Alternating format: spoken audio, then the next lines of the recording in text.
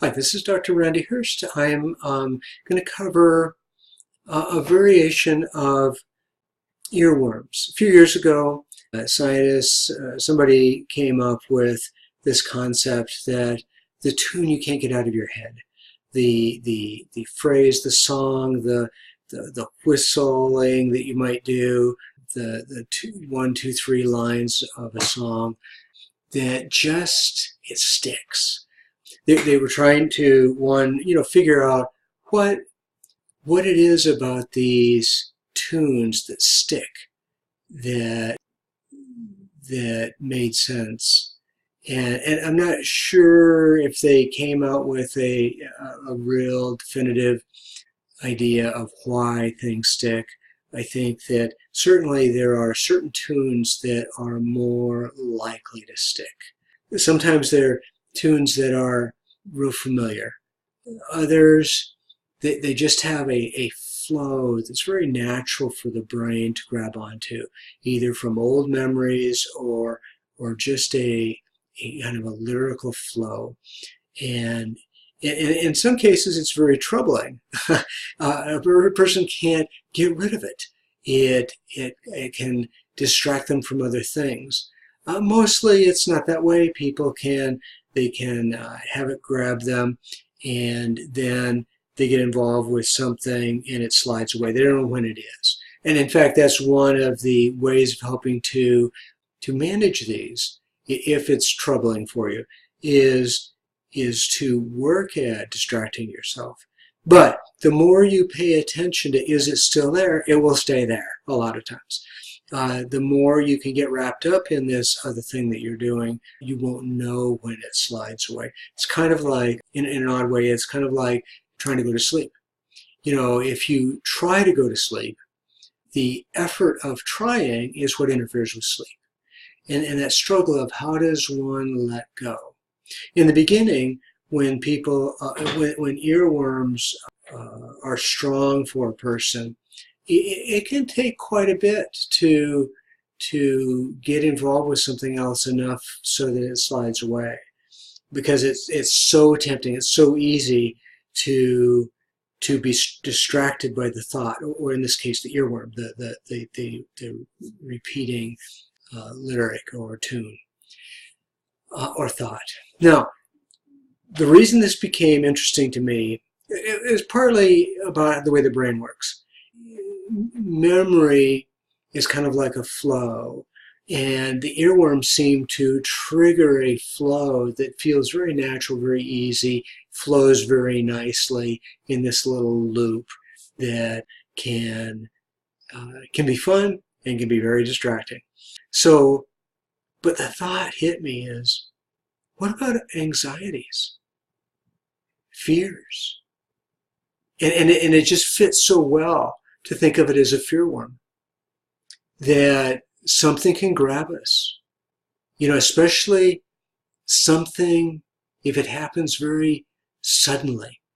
But it doesn't have to be sudden. It can be a niggling little thought that just starts to grab hold, and that sense of threat, that sense of uncertainty, that sense of fear can start to repeat, can start to intrude, and be very much like an earworm, but be fear-based. And so, what to do? One, the real key in a lot of ways is to understand that it's not necessarily you. It's not necessarily like some mental disorder. It can become a disorder if it starts to interfere so much with one's life, so much with one's functioning, that a person needs help. But what it also can be is the way the brain works. The brain can easily focus on threat, can easily get into these little flashes of memory that can be kind of loops. So like the earworm is a loop that's on a tune that can be positive unless it becomes distracting and interferes. But what if it's a fearworm that is threat-based, that keys you up, that prevents you from trying things or doing things because of fear. Because that's what anxiety does so much of, is it is we want to not feel that. So it's so easy to avoid situations that trigger those fears. And but if you get into the situation, it triggers the memory of being in the situation where that fear happens, so it triggers the fear, so that fearworm eats at you. So, what do you do? Well, understand the brain. Understand that in a lot of ways it's incredible, it's amazing, it's complex, it's also lazy. It can get into these kind of almost mechanistic loops. And so one of the things we need to do often is to make a change, especially if the change is well established. If a person has had these fears and avoided over time, the longer we've done it, the more entrenched that memory, that fear worm, that pattern, that avoidance is. So, the the struggle is understanding the brain as a problem, understanding the brain as one part of it doesn't think, it reacts, and that thinking part of us that can logically know that this shouldn't be something I should be afraid of. Let's say getting into an elevator. People are afraid of flying. Many are. Getting on a plane.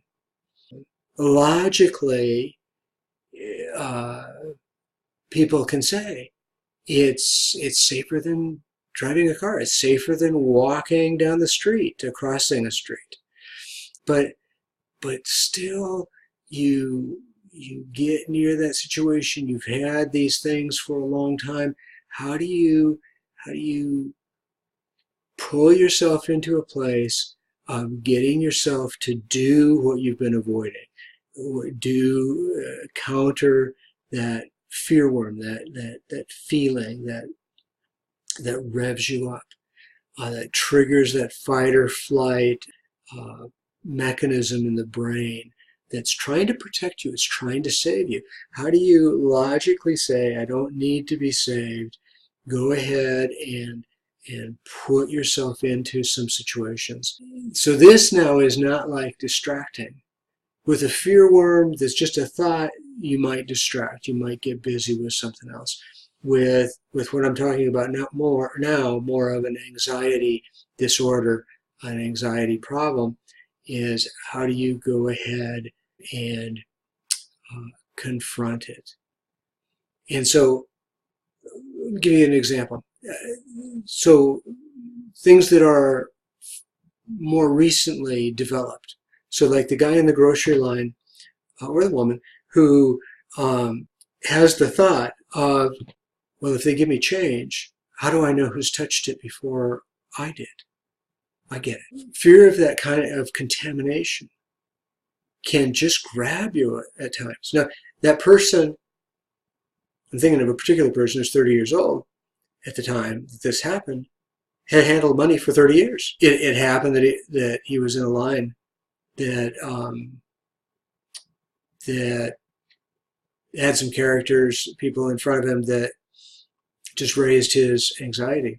There's actually quite a few people nowadays that struggle with contamination and clean things a lot. And it causes a whole set of problems, and some real long-term problems sometimes. So how do you go ahead and get yourself to push through? With money, reminding yourself of the past handling of money, going ahead and doing it, learning how to calm yourself before and during the doing of something that causes anxiety. This is exposing yourself to the anxiety and pushing yourself through, doing small things first. and then over time, and knowing that this can be a multi-week, maybe even multi-month process of picking something that you think you can push yourself through, calming your system with deep belly breath, I call it. And in fact, look up the video on belly breaths, and or diaphragmatic breathing is the kind of fancier term. But settle your system, put yourself in the situation, go through it. And this is where in paying attention to the calmness, the understanding the brain, the going through it, that there will be a time, maybe more than minutes later, you'll find, oh, it's settled. Give yourself a break.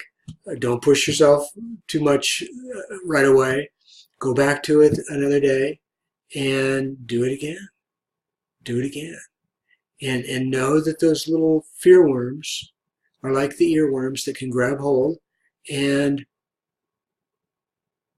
push yourself through many times. Know that you can get good progress, and then all of a sudden it just comes back and nails you.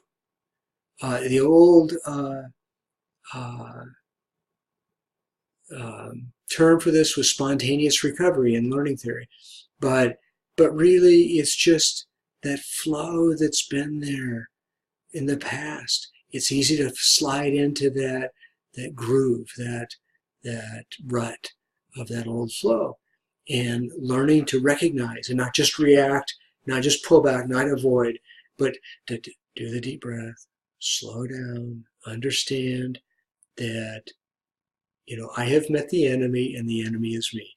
I have met the enemy being my brain, and that brain part of me is where it's easy to slide into an old problem, and to settle, go ahead, push through. You've done it before. You're going to do it again. Progress, not perfection. And you'll be okay. Now, at the same time, that being said, if you just know that you're not, if you just know that this is too much, you're overwhelmed, get help. But see if the deep belly breath, look up diaphragmatic breathing, and settling, understanding the brain doesn't do enough. But like I said, if basic education, basic ideas here aren't enough, go ahead and get professional help. Recognize the problem and do something with it. It can get better. Check out my other videos, and I'll hope to see you again.